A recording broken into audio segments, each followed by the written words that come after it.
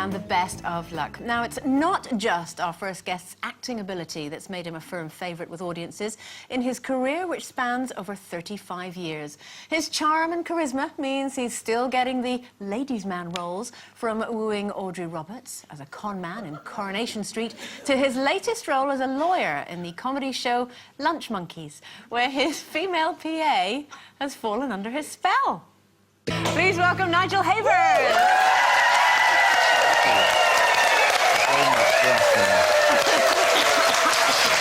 Hello. Now, I have to ask you, I thought you were talking about us, a bunch of lunch monkeys. What does that mean? I don't know what it means. I think it means people who skive off at lunchtime in working in offices and stuff. Oh, so it is us. But the show's really fun to do, and I have a lot of...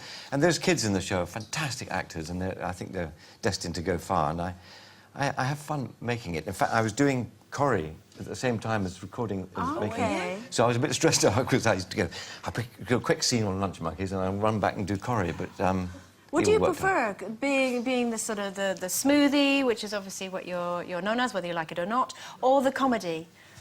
I don't mind. I just don't mind, as long as I'm working. Yeah. How do you like playing a lawyer, though? Because that was basically your destiny, wasn't it? Yes, I played the odd lawyer, actually, but because, you know, I'm acting it, I don't know anything about the law.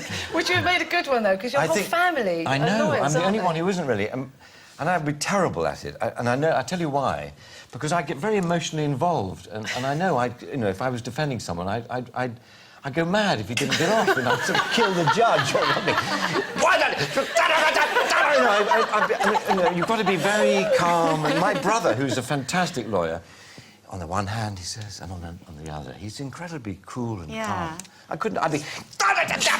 You know, so I'm no good at that. So how do they feel about the fact that you're an actor?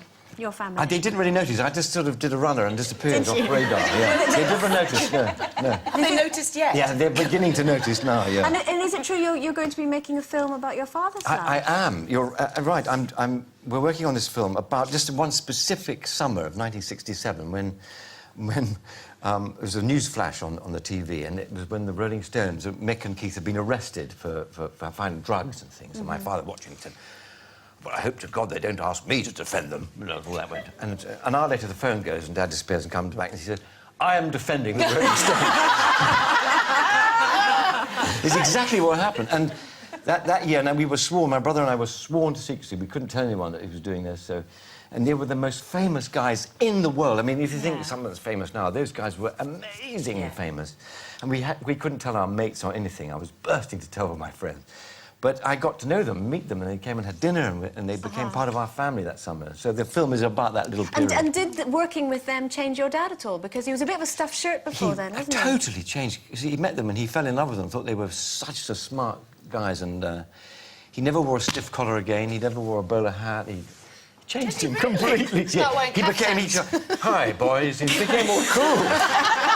It's a bit disconcerting, really. But, you know, we love the Stones because, you remember, the Beatles were out at the same time, do you remember? And my parents liked the Beatles, so we thought, we can't like them. I mean, you can't like a band that your parents swoon over, can you?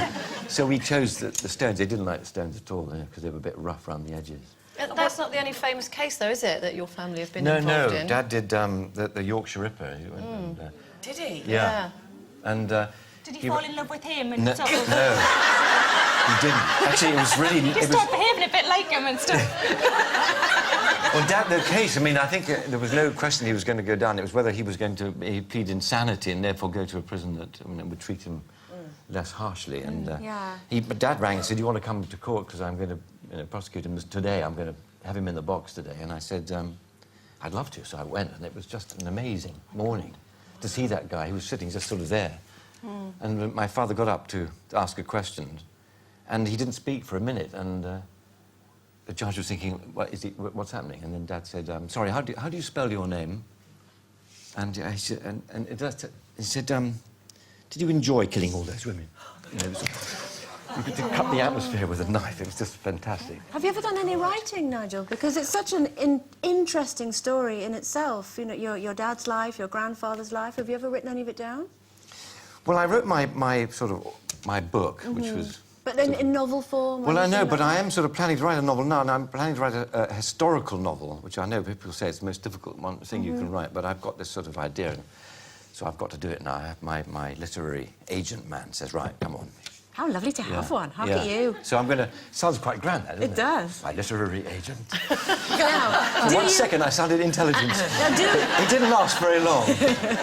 Now, obviously, aside from all of your wonderful sort of acting CV, you did foray into the jungle, which baffled me because, of course, you'd just come out of Corian as an ex-Corrie girl and working with lovely Sue Nichols, so it certainly wasn't for profile.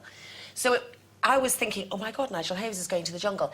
We've read that your wife wasn't very happy about it, so why did you make that decision? Well, I just thought it was a year of doing sort of crazy things, and I just thought, why not? It just sounded like a bit of fun. What was the But it worst clearly thing wasn't. about it? 'Cause No, it was actually the most boring thing I've ever done in my life. And it was the boredom that really hurt me, because I am a very active person. I like to do, you know, like all you girls, I can see, you know, you want to do things and be with people and... Yeah, because we just see the little bits. You just see- If you're doing You just see the little... challenges and things, and they all the can big- cut it any way they want to. they've It got can those make you big nice or periods nasty. of just sitting. And I just got so bored. And it's a very small area where you have to live. And I got... And I was going to kill Lembic Opec. Had I not got out of there. So I didn't want to go to prison, really, for that. Because I was going to kill him. And I couldn't work out how he could have been a member of Parliament for 12 years. Against How could he be a member of Parliament for 12? He has no brain. Anyway, that's another story. Last night, I was having dinner with my wife in a restaurant in London, and a man came up to me, quite sort of shy. I thought, my God, that's Lembic Opec. But it was Brian Paddock, Brian Paddock? Yes, who looks Police quite guy? like him. Yes. And said, I was in it, well done in the jungle. I was like, oh, that's Lembic. He's going to hit me. And so, anyway... So next time your wife says not to do anything, you listen to her, I'm going Nigel to. Havers. She very, very nearly sort of said, right, I'm off. Quite a test, really. Are you going to go into Corrie again, do you think? I hope so. Did you love it? We're talking... I absolutely Isn't it great? adore it. And I've got to go and say sorry to Sue, to Audrey, you know. Yeah. In fact, I was in Manchester yesterday talking about it, so watch this space. OK. Oh, Yeah. Nigel, it's lovely to have you on the show It's very, again. very Nigel kind of you Havers, to ask everyone. me. Thank you very much.